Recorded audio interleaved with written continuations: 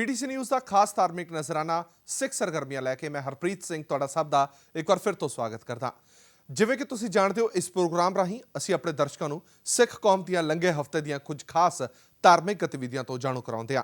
ਇਹਨਾਂ ਗਤੀਵਿਧੀਆਂ ਦੇ ਵਿੱਚ ਖਾਸ ਤੌਰ ਤੇ ਅਸੀਂ ਸਿੱਖ ਮਸਲੇ, ਇਤਿਹਾਸਿਕ ਦਿਹਾੜੇ ਅਤੇ ਦੇਸ਼ ਵਿਦੇਸ਼ ਦੇ ਵਿੱਚ ਹੋ ਰਹੀਆਂ ਧਾਰਮਿਕ ਗਤੀਵਿਧੀਆਂ ਤੇ ਝਾਤ ਪਾਉਣ ਦੀ ਕੋਸ਼ਿਸ਼ ਕਰਦੇ ਹਾਂ। ਖਾਸ ਪ੍ਰੋਗਰਾਮ ਦੀ ਸ਼ੁਰੂਆਤ ਕਰ ਲੈਂਦੇ ਹਾਂ ਪੰਥਕ ਹਲਕਿਆਂ ਦੇ ਵਿੱਚ ਚੱਲ ਰਹੀਆਂ ਗਤੀਵਿਧੀਆਂ ਦੇ ਨਾਲ।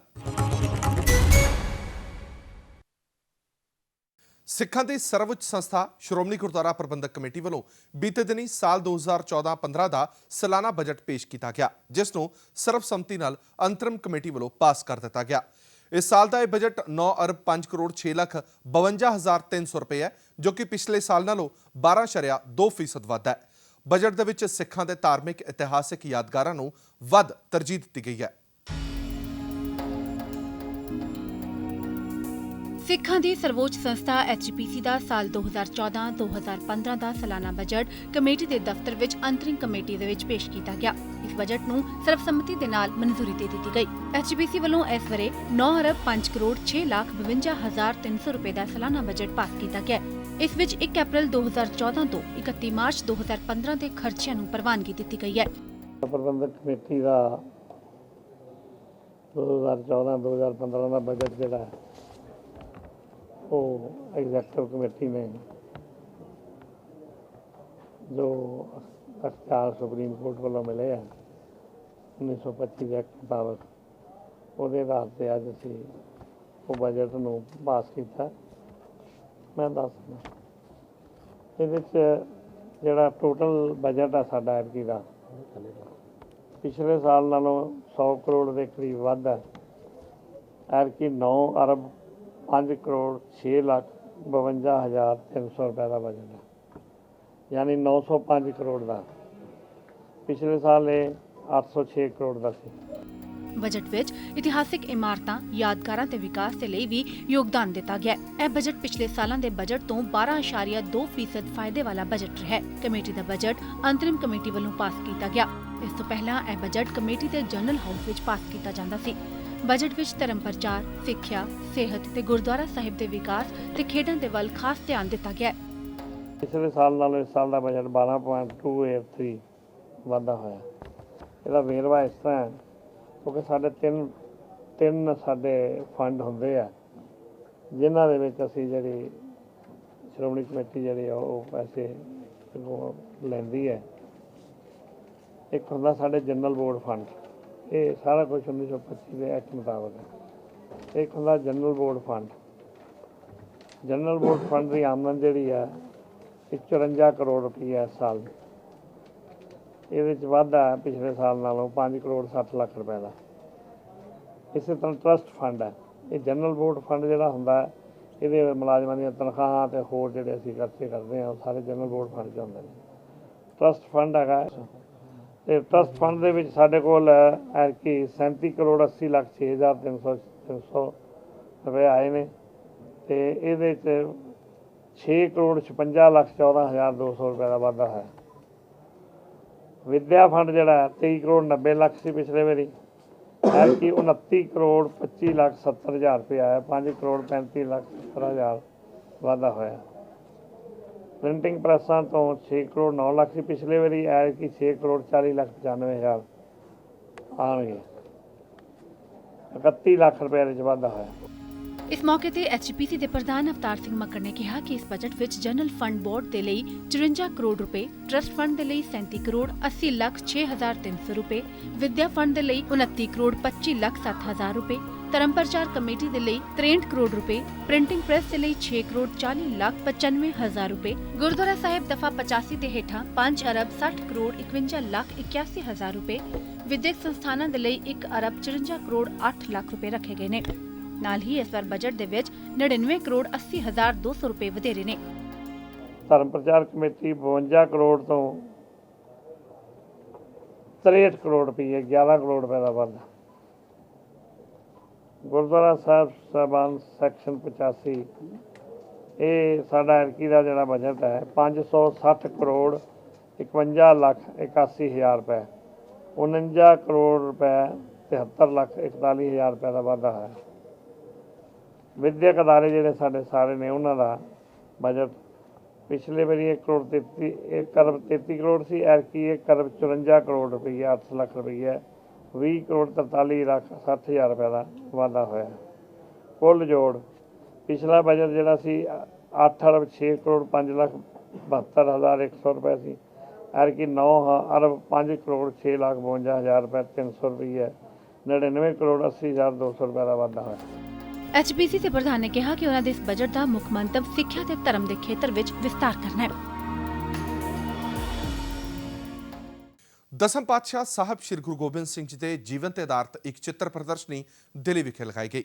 ਇਸ ਖਾਸ ਪ੍ਰਦਰਸ਼ਨੀ ਦੀ ਖਾਸ ਗੱਲ ਇਹ ਸੀ ਕਿ ਇਸ ਦੇ ਵਿੱਚ ਬਣੇ ਸਾਰੇ ਚਿੱਤਰ ਹਿੰਦ ਚਿੱਤਰਕਾਰ ਵੱਲੋਂ ਬਣਾਏ ਗਏ ਸਨ, ਪਰ ਜਿਸ ਤਰ੍ਹਾਂ ਦੇ ਨਾਲ ਇਹਨਾਂ ਚਿੱਤਰਾਂ ਦੇ ਵਿੱਚ ਧਾਰਮਿਕ ਪੁੱਟ ਸ਼ਾਮਲ ਕੀਤਾ ਗਿਆ ਉਹ ਕਾਬਿਲੇ ਤਾਰੀਫ ਹੈ।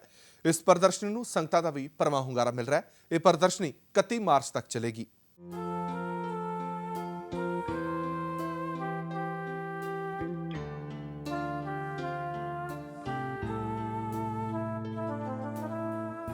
ਸਿੱਖਾਂ ਦੇ 10ਵੇਂ ਗੁਰੂ ਸ੍ਰੀ ਗੁਰੂ ਗੋਬਿੰਦ ਸਿੰਘ ਜੀ ਦੇ ਜੀਵਨ ਤੇ ਆਧਾਰਿਤ ਇੱਕ ਚਿੱਤਰਕਾਰ ਪ੍ਰਦਰਸ਼ਨੀ ਦਿੱਲੀ ਵਿਖੇ ਲਗਾਈ ਗਈ।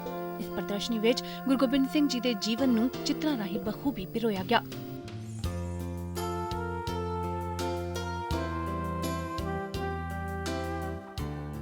ਹੈਰਾਨੀ ਵਾਲੀ ਗੱਲ ਇਹ ਰਹੀ ਕਿ ਚਿੱਤਰਕਾਰ ਹਿੰਦੂ ਧਰਮ ਨਾਲ ਸੰਬੰਧਿਤ ਨੇ, ਪਰ ਜਿਸ ਤਰ੍ਹਾਂ ਦੇ ਨਾਲ ਚਿੱਤਰਕਾਰੀ ਉਹਨਾਂ ਕੀਤੀ ਉਹ ਲਾਮਿਸਾਲ ਰਹੀ।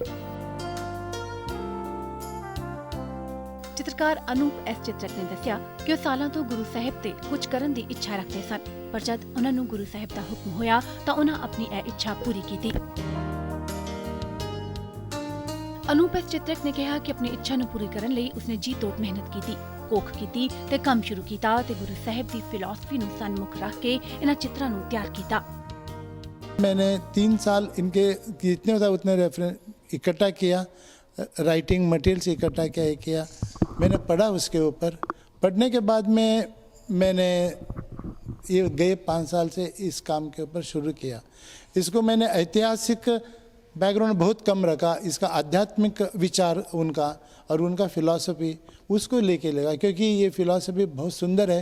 ये गुरु सिर्फ सिखों की सीमित नहीं रखा हुआ है, इन्होंने पूरा यूनिवर्स के लिए दिया हुआ है संदेश है, और ये बहुत ऊंचे दर्जे के पीर थे, इतना तो मैं बोल सकता हूँ। ਅਨੂਪ ਨੇ ਗੁਰੂ ਜੀ ਦੇ ਬਚਪਨ ਤੋਂ ਲੈ ਕੇ ਗੁਰਗੱਦੀ ਤੱਕ ਦੇ ਚਿੱਤਰਾਂ ਨੂੰ ਬਖੂਬੀ ਦਰਸਾਇਆ। मैंने गुरु गोविंद सिंह को पूरा उनके बाल ग्रुप में दिखाया है, तो बाला प्रीतम करके मैंने उनका पेंटिंग किया हुआ है, वहाँ से लेके उनका गुरुगद्दी में बैठने का वो किया हुआ है। उनके सभी इसमें मैंने बाकी मोस्टली सब लोगों ने किया हुआ है पेंटिंग, उसी को मैंने दोहराया नहीं। मैं उन्होंने जो दोहराया नहीं है उसको लेके मैंने किया है। उसमें एक ही चीज़ है दोहराया हुआ कि उन्होंने पिताजी के गोद में बैठ के जो उनको सवाल पूछ रहे हैं, आपसे बड़ा महापुरुष कौन है हिंदुओं को लिए बलिदान देने के लिए, कश्मीरी पंडित जब आए थे उनके पास, उसका वहाँ से शुरू होता है। तो इस तरह से बहुत सारा पीछे, मगर ये पूरा उनका जीवन ही नहीं है, ये बहुत कम है। आप कितना इसको लंबे करते जाओ उतना कम है। ਇਸ ਚਿੱਤਰਕਾਰ ਪ੍ਰਦਰਸ਼ਨੀ ਨੂੰ ਲੋਕਾਂ ਦਾ ਵੀ ਭਰਵਾਂ ਹੁੰਗਾਰਾ ਮਿਲ ਰਿਹਾ ਹੈ। ਇਹ ਪ੍ਰਦਰਸ਼ਨੀ 31 ਮਾਰਚ ਤੱਕ ਚੱਲੇਗੀ। बहुत ही बाकमाल काम किया चित्रक साहब ने, जिसका कोई मतलब अब तक एक नया इनका कंसेप्ट है, नए तरीके से इन्होंने गुरु महाराज का जो जीवन का चित्रण किया है, बहुत ही कमाल काम किया है। कैसी लगी पेंटिंग्स, और क्या मतलब आपने यहाँ से क्या सीखा कि क्या जीवन के बारे में क्या क्या दर्शाया गया यहाँ पर? नहीं, महाराज के गुरु गोबिंद सिंह महाराज के जीवन की जो मुख्य मुख्य घटनाएं हैं उनका इन्होंने आम तरीके से अलग हटके चित्रण किया है और बहुत अच्छे रूप से किया है।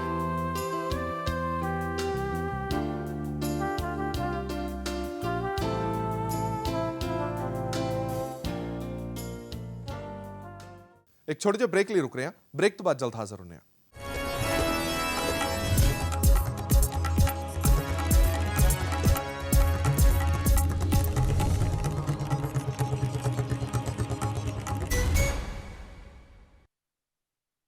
ਅਪ੍ਰੈਲ ਮਹੀਨੇ ਰਿਲੀਜ਼ ਹੋ ਰਹੀ film proud to be Sikh the team ਬੀਤੇ ਦਿਨ ਗੁਰੂ ਕੀ ਨਗਰੀ ਅੰਮ੍ਰਿਤਸਰ ਪਹੁੰਚੀ ਤੇ ਸੱਚਖੰਡ ਮੱਥਾ ਟੇਕ ਕੇ ਗੁਰੂ ਘਰ ਦੀਆਂ ਖੁਸ਼ੀਆਂ ਪ੍ਰਾਪਤ ਕੀਤੀਆਂ।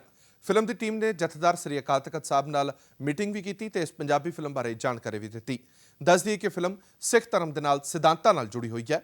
ਇਸ ਤੋਂ ਇਲਾਵਾ ਸਿੱਖ ਕੌਮ ਦਾ ਇਤਿਹਾਸ ਅਤੇ ਕਿਸ ਤਰ੍ਹਾਂ ਦੇ ਨਾਲ ਇਸ ਕੌਮ ਨੇ ਦੇਸ਼ ਦੇ ਲਈ ਕੁਰਬਾਨੀਆਂ ਦਿੱਤੀਆਂ, ਇਸ ਤੋਂ ਇਲਾਵਾ ਸਿੱਖ ਗੁਰੂਆਂ ਦੀਆਂ ਸਿੱਖਿਆਵਾਂ ਨੂੰ ਵੀ ਇਸ ਫਿਲਮ ਦੇ ਵਿੱਚ ਬਾਖੂਬੀ ਦਿਖਾਇਆ ਗਿਆ। ਇਸ ਫਿਲਮ ਰਾਹੀਂ ਧਰਮ ਨੂੰ ਸਾਂਝੀਵਾਲਤਾ ਦਾ ਸੁਨੇਹਾ ਦਿੰਦਿਆਂ ਦਿਖਾਇਆ ਗਿਆ।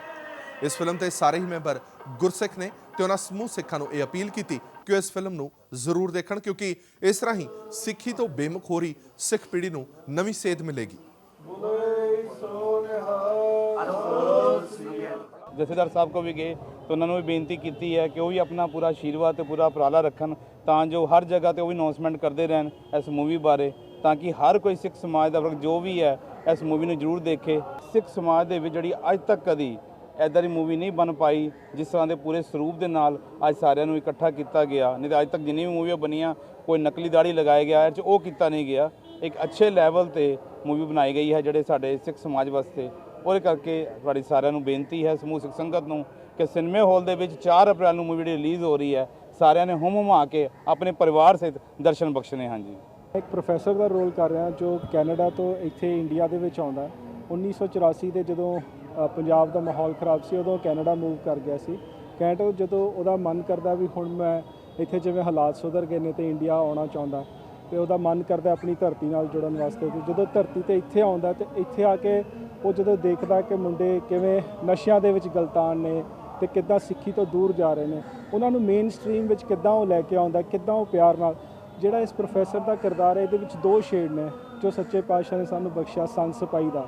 ਤੇ ਮੈਂ ਉਹਦੇ ਵਿੱਚ ਇੱਕ ਸੰਤ ਦਾ ਰੂਪ ਪੂਰਨ ਫਿਲਮ ਦੇ ਵਿੱਚ ਸੰਤ ਦੇ ਰੂਪ 'ਚ ਰਹਿੰਦਾ। ਕਿਤੇ ਨਾ ਫਿਰ ਜਦੋਂ ਇੱਕ ਐਸਾ ਮੌਕਾ ਆਉਂਦਾ ਜਦੋਂ ਉਹਨੂੰ ਸਿਪਾਹੀ ਬਣਨਾ ਪੈਂਦਾ, ਉਹਨੂੰ ਤਲਵਾਰ ਚੁੱਕਣੀ ਪੈਂਦੀ ਹੈ ਤੇ ਉਹ ਪੂਰਨ ਸੰਤ ਸਿਪਾਹੀ ਦਾ ਰੂਪ ਇਸ ਮੂਵੀ ਦੇ ਵਿੱਚ ਤੁਸੀਂ ਦੇਖੋਗੇ। ਇੱਕ ਹੋਰ ਵੱਡਾ ਉਪਰਾਲਾ ਕੀਤਾ ਜਾ ਰਿਹਾ ਹੈ ਮੰਨੇ ਪ੍ਰਮੰਨੇ ਫਿਲਮ ਨਿਰਮਾਤਾ ਮਹੇਸ਼ ਭੱਟ ਵੱਲੋਂ। ਜੀ ਹਾਂ, ਬੀਤੇ ਦਿਨੀ ਮਹੇਸ਼ ਭੱਟ ਦਿੱਲੀ ਵਿਖੇ ਪਹੁੰਚੇ ਜਿੱਥੇ ਉਹਨਾਂ ਦਾਅਵਾ ਕੀਤਾ ਕਿ ਜਲਦੀ ਹੀ ਉਹ ਸਿੱਖ ਧਰਮ ਤੇ ਵਿਰਸੇ ਤੇ ਆਧਾਰਿਤ ਇੱਕ ਡਾਕੂਮੈਂਟਰੀ ਫਿਲਮ ਬਣਾਉਣ ਜਾ ਰਹੇ ਨੇ, ਜੋ ਅਜਿਹੀ ਫਿਲਮ ਹੋਵੇਗੀ ਜੋ ਸਿੱਖਾਂ ਤੇ ਹੋਏ ਜ਼ੁਲਮ ਦੀ ਦਾਸਤਾਂ ਬਾਖੂਬੀ ਦੱਸੇਗੀ। ਫਿਲਮਾਂ ਦਾ ਵੱਡਾ ਪਰਦਾ ਹੋਵੇ ਜਾਂ ਟੀਵੀ ਦਾ ਛੋਟਾ ਪਰਦਾ, ਜ਼ਿਆਦਾਤਰ ਇਹਨਾਂ ਪਰਦਿਆਂ ਨੇ ਸਿੱਖਾਂ ਦੇ ਦਿੱਖ ਨੂੰ ਸਹੀ ਢੰਗ ਨਾਲ ਪੇਸ਼ ਨਹੀਂ ਕੀਤਾ।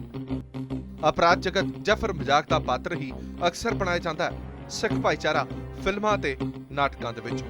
ਪਰ ਹੁਣ ਸਿੱਖਾਂ ਦੀ ਦਿੱਖ ਨੂੰ ਬਦਲਣ ਦੇ ਲਈ ਮੰਨੇ ਪ੍ਰਮੰਨੇ ਫਿਲਮ ਨਿਰਮਾਤਾ ਮਹੇਸ਼ ਭੱਟ ਇੱਕ ਨਵੀਂ ਪਹਿਲ ਕਰਨ ਜਾ ਰਹੇ ਨੇ। ਮਹੇਸ਼ ਭੱਟ ਦੇ ਮੁਤਾਬਕ ਸਿੱਖ ਭਾਈਚਾਰੇ ਦਾ ਆਪਣਾ ਇਤਿਹਾਸ ਰਿਹਾ ਤੇ ਕੋਈ ਵੀ ਇਸ ਭਾਈਚਾਰੇ ਤੇ ਉਂਗਲ ਨਹੀਂ ਚੁੱਕ ਸਕਦਾ। ਮਹੇਸ਼ ਭੱਟ ਦੇ ਮੁਤਾਬਕ ਸਿੱਖਾਂ ਨੇ ਹਮੇਸ਼ਾ ਹੀ ਚੰਗੇ ਕੰਮ ਕੀਤੇ ਨੇ ਅਤੇ ਸਾਨੂੰ ਸਿੱਖ ਭਾਈਚਾਰੇ ਤੇ ਮਾਣ ਹੈ। ਦਰਅਸਲ ਮਹੇਸ਼ ਭੱਟ ਦਿੱਲੀ ਦੇ ਬੰਗਲਾ ਸਾਹਿਬ ਗੁਰਦੁਆਰਾ ਸਾਹਿਬ ਦੇ ਵਿੱਚ ਮੱਥਾ ਟੇਕਣ ਆਏ ਸਨ ਅਤੇ ਨਾਲ ਹੀ ਉਹਨਾਂ ਐਲਾਨ ਕੀਤਾ ਕਿ ਸਿੱਖ ਭਾਈਚਾਰੇ ਤੇ ਉਹ ਜਲਦ ਹੀ ਇੱਕ ਡਾਕੂਮੈਂਟਰੀ ਫਿਲਮ ਬਣਾਉਣ ਜਾ ਰਹੇ ਨੇ ਜੋ ਸਿੱਖ ਭਾਈਚਾਰੇ ਤੇ ਆਧਾਰਿਤ ਅਤੇ ਕੇਂਦਰਿਤ ਹੋਵੇਗੀ। America seems to occupy a lot of attention, and if it is happening in America, it's seemed by the entire world. So we need to spotlight to the world community that the so-called land of the home, the brave, and the home of the free is not free for the people of the Sikh community. And there is damning evidence which illustrates that point, and the studied silence is not going to wish it away. I think there is no denying that the world's most powerful nation is the most inward-looking nation. They are ill-informed. They do not know anything beyond their own nose, and they don't seem to be interested about what's happening outside. They are ill-enlightened, and we will hope to convert those minds which are unaware of who the Sikh actually is, what he stands for. And I'm certain when they know the history of Sikhism and what the gurus have done, they will see that these are the custodians of human rights and the custodians of human values. And I'm certain that within every human being that there is a compassionate individual which is perhaps dormant. We will try and awaken him, and I think through that hope to bring some sanity in our backyard. Mahesh Bhatt ਦੇ ਮੁਤਾਬਕ ਇਸ film ਦੇ ਵਿੱਚ ਸਿੱਖਾਂ ਦਾ ਇਤਿਹਾਸ, ਉਹਨਾਂ ਦੇ ਕੰਮ ਅਤੇ ਭਾਰਤ ਅਤੇ ਬਾਹਰਲੇ ਮੁਲਕਾਂ ਦੇ ਵਿੱਚ ਹੋਏ ਸਿੱਖ ਦੰਗਿਆਂ ਦਾ ਜ਼ਿਕਰ ਕੀਤਾ ਜਾਏਗਾ। ਉਹਨਾਂ ਦੇ ਨਾਲ ਹੀ ਮੰਨੇ ਪ੍ਰਮੰਨੇ ਡਾਕੂਮੈਂਟਰੀ ਨਿਰਮਾਤਾ ਅਜੇ ਕੰਚਨ ਵੀ ਮੌਜੂਦ ਸਨ, ਜਿਨ੍ਹਾਂ ਨੇ ਕਿਹਾ ਕਿ ਉਹ ਚਾਹੁੰਦੇ ਨੇ ਕਿ ਸਿੱਖ ਭਾਈਚਾਰੇ ਦੀ ਸੰਘਰਸ਼ ਦੀ ਕਹਾਣੀ ਤੇ ਕੰਮ ਕੀਤਾ ਜਾਏ ਅਤੇ ਪੂਰੀ ਦੁਨੀਆ ਦੇ ਵਿੱਚ ਇਹਨਾਂ ਦੇ ਕੰਮ ਨੂੰ ਦਿਖਾਇਆ ਜਾਵੇ। ਮਹੇਸ਼ ਭੱਟ ਅਤੇ ਮਸ਼ਹੂਰ ਡਾਕੂਮੈਂਟਰੀ ਨਿਰਮਾਤਾ ਅਜੇ ਕੰਚਲ ਦੇ ਨਾਲ ਮਿਲ ਕੇ ਇਸ ਫਿਲਮ ਨੂੰ ਜਲਦ ਹੀ ਸ਼ੁਰੂ ਕਰਨ ਜਾ ਰਹੇ ਨੇ। ਹੁਣ ਸਿੱਖ ਭਾਈਚਾਰੇ ਨੂੰ ਉਮੀਦ ਹੈ ਭਾਵੇਂ ਫਿਲਮਾਂ ਦੇ ਜ਼ਰੀਏ ਹੀ ਪਰ 1984 ਸਿੱਖ ਕਤਲੇਆਮ ਦੇ ਸਹੀ ਜ਼ਖਮ ਦੁਨੀਆ ਦੇ ਸਾਹਮਣੇ ਆਉਣਗੇ ਅਤੇ ਉਹਨਾਂ ਨੂੰ ਉਮੀਦ ਹੈ ਕਿ ਉਸ ਤੋਂ ਬਾਅਦ ਉਹਨਾਂ ਦੀ ਇਨਸਾਫ ਲਈ ਜੰਗ ਹੋਰ ਤੇਜ਼ ਹੋਵੇਗੀ। ਨਿਊਯਾਰਕ ਵਿਖੇ ਗੁਰਦੁਆਰਾ ਬਾਬਾ ਮੱਖਣ ਸ਼ਾਹ ਲੁਬਾਣਾ ਵਿੱਚ ਪਿਛਲੇ ਦਿਨੀ ਹੋਲੇ ਮਹੱਲੇ ਦੇ ਮੌਕੇ ਤੇ ਖਾਸ ਧਾਰਮਿਕ ਸਮਾਗਮਾਂ ਦੇ ਵਿੱਚ ਨਿਹੰਗ ਸਿੰਘਾਂ ਵੱਲੋਂ ਦਿਖਾਏ ਗਏ ਗੱਤਕੇ ਦੇ ਜੌਹਰ ਹਰ ਕਿਸੇ ਲਈ ਖਾਸ ਖਿੱਚ ਦਾ ਕੇਂਦਰ ਰਹੇ। ਇਸ ਧਾਰਮਿਕ ਸਮਾਗਮ ਤੇ ਆਧਾਰਿਤ ਹੈ ਖਾਸ ਰਿਪੋਰਟ।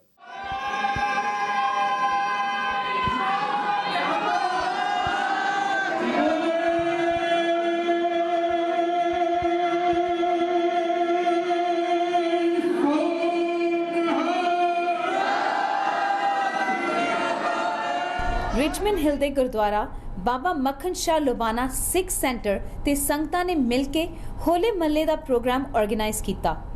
ਇਸ ਵਿੱਚ ਬੱਚਿਆਂ ਨੇ ਮਿਲ ਕੇ ਸ਼ਸਤਰ ਵਿਦਿਆ ਗੱਤਕੇ ਦੇ ਜ਼ਰੀਏ ਗੁਰੂ ਗੋਬਿੰਦ ਸਿੰਘ ਜੀ ਦੀ ਚੱਲੀ ਹੋਈ ਪਰੰਪਰਾ ਸਾਰਿਆਂ ਦੇ ਸਾਹਮਣੇ ਪੂਰੇ ਤੌਰ ਤਰੀਕਿਆਂ ਨਾਲ ਪੇਸ਼ ਕੀਤੀ।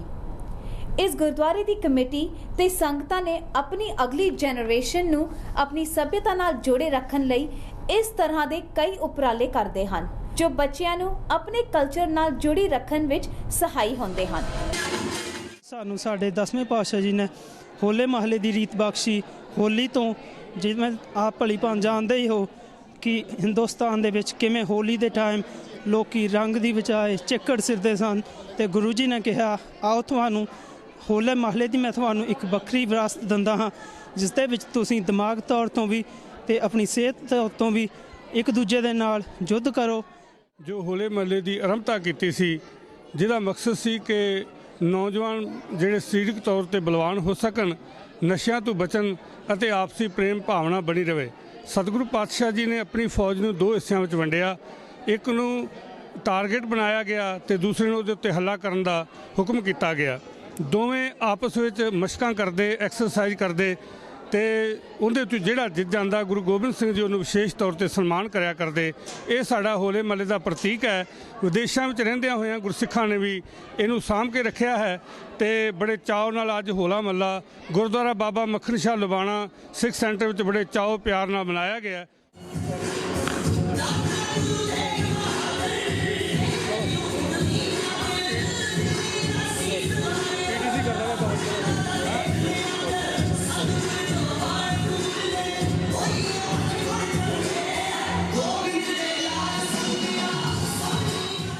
ਸਾਰੀ ਸਾਧ ਸੰਗਤ ਨੂੰ ਹੋਲੇ ਮਹੱਲੇ ਦੀਆਂ ਲੱਖ ਲੱਖ ਵਧਾਈਆਂ। ਤੇ ਅੱਜ ਤੁਹਾਡੇ ਸਾਹਮਣੇ ਸਾਰੇ ਬੱਚਿਆਂ ਨੇ ਗੱਤਕੇ ਦੇ ਜ਼ੋਰ ਦਿਖਾਏ ਨੇ ਜੋ ਕੋਈ ਸਾਡੇ ਗੁਰੂ ਸਾਹਿਬ ਦੀ ਬਖਸ਼ਿਸ਼ ਹੈ। ਅਸੀਂ ਇਹਨੂੰ ਅੱਗੇ ਵਧਾਉਂਦੇ ਹਾਂ। ਸਾਰੇ ਨਿਆਣੇ ਇੱਥੇ ਇਕੱਠੇ ਹੁੰਦੇ ਨੇ, ਇਕਜੁੱਟ ਹੁੰਦੇ ਨੇ, ਇਹ ਗੱਤਕੇ ਦੀ ਪੇਸ਼ਕਸ਼ ਕਰਦੇ ਨੇ ਸਾਰੇ ਦੇ ਸਾਹਮਣੇ।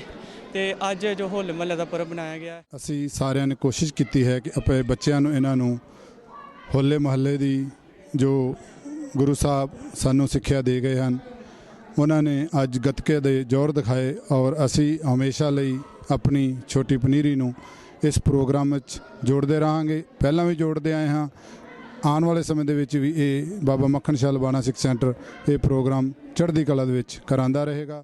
ਆਓ ਦੁਬਾਰਾ ਤੋਂ ਸਾਰੇ ਸਮੂਹ ਸਿੱਖ ਜਗਤ ਨੂੰ ਹੋਲੇ ਮਹੱਲੇ ਦੀ ਲੱਖ ਲੱਖ ਵਧਾਈ। ਆਪਣੇ ਵਿਰਸੇ ਨੂੰ ਯਾਦ ਰੱਖੀਏ, ਵਿਰਸੇ ਨਾਲ ਜੁੜੀਏ। ਇਹ ਸਾਰੇ ਮੇਰੀ ਬੇਨਤੀ ਹੱਥ ਜੋੜ ਕੇ ਕਿ ਆਪਣੇ ਬੱਚਿਆਂ ਨੂੰ ਆਪਣੇ ਵਿਰਸੇ ਤੋਂ ਜਾਣੂ ਕਰਾਈਏ ਗੱਤਕੇ ਨਾਲ ਜਾਂ ਹੋਰ ਜਿਹੜੇ ਸਿੱਖ ਇਤਿਹਾਸ ਦੇ ਜਿਹੜੇ ਵੀ ਜਿੰਨੇ ਵੀ ਉਪਰਾਲੇ ਹਨ ਉਹਨਾਂ ਨੂੰ ਇਸੇ ਤਰ੍ਹਾਂ ਹੀ ਗੁਰੂ ਘਰਾਂ ਦੇ ਵਿੱਚ ਬਣਾਈ ਰੱਖੀਏ।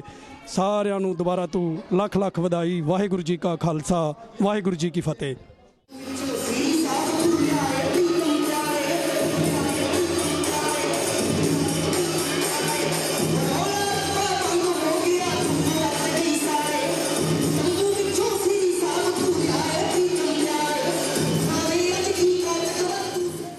ਸੋ ਆਪਣੀ ਇਸ ਖਾਸ ਪੇਸ਼ਕਸ਼ ਦੇ ਵਿੱਚ ਸਾਡੀ ਪੂਰੀ ਕੋਸ਼ਿਸ਼ ਹੁੰਦੀ ਹੈ ਕਿ ਅਸੀਂ ਆਪਣੇ ਦਰਸ਼ਕਾਂ ਨੂੰ ਅਹਿਮ ਗਤੀਵਿਧੀਆਂ, ਸਿੱਖ ਇਤਿਹਾਸ ਤੇ ਚਲੰਤ ਮੁੱਦਿਆਂ ਤੋਂ ਜਾਣੂ ਕਰਵਾ ਸਕੀਏ। ਤੁਹਾਡੇ ਵਿਚਾਰ ਤੇ ਸੁਝਾਅ ਹਮੇਸ਼ਾ ਸਾਡੇ ਲਈ ਕੀਮਤੀ ਨੇ। ਆਪਣੀਆਂ ਗਲਤੀਆਂ ਤੇ ਖਾਮੀਆਂ ਲਈ ਸਾਨੂੰ ਤੁਹਾਡੇ ਵਿਚਾਰਾਂ ਤੇ ਸੁਝਾਵਾਂ ਦਾ ਹਮੇਸ਼ਾ ਇੰਤਜ਼ਾਰ ਰਹੇਗਾ। ਜੇਕਰ ਤੁਸੀਂ ਇਸ ਪ੍ਰੋਗਰਾਮ ਸੰਬੰਧੀ ਆਪਣੀ ਕੋਈ ਰਾਏ ਜਾਂ ਫਿਰ ਕੋਈ ਵਿਚਾਰ ਸਾਡੇ ਨਾਲ ਸਾਂਝਾ ਕਰਨਾ ਚਾਹੁੰਦੇ ਹੋ ਤਾਂ ਸਾਡਾ ਈਮੇਲ ਪਤਾ ਨੋਟ ਕਰ ਲਓ। ਸਾਡਾ ਈਮੇਲ ਪਤਾ ਹੈ feedback@ptcnetwork.tv। ਅਗਲੇ ਹਫਤੇ ਕੁਝ ਖਾਸ ਕੁਝ ਨਵਾਂ ਲੈ ਕੇ ਮੁੜ ਤੋਂ ਤੁਹਾਡੇ ਰੂਬਰੂ ਹੋਵਾਂਗੇ। ਤਦ ਤੱਕ ਲਈ ਇਜਾਜ਼ਤ ਦਿਓ। ਵਾਹਿਗੁਰੂ ਜੀ ਕਾ ਖਾਲਸਾ, ਵਾਹਿਗੁਰੂ ਜੀ ਕੀ ਫਤਿਹ।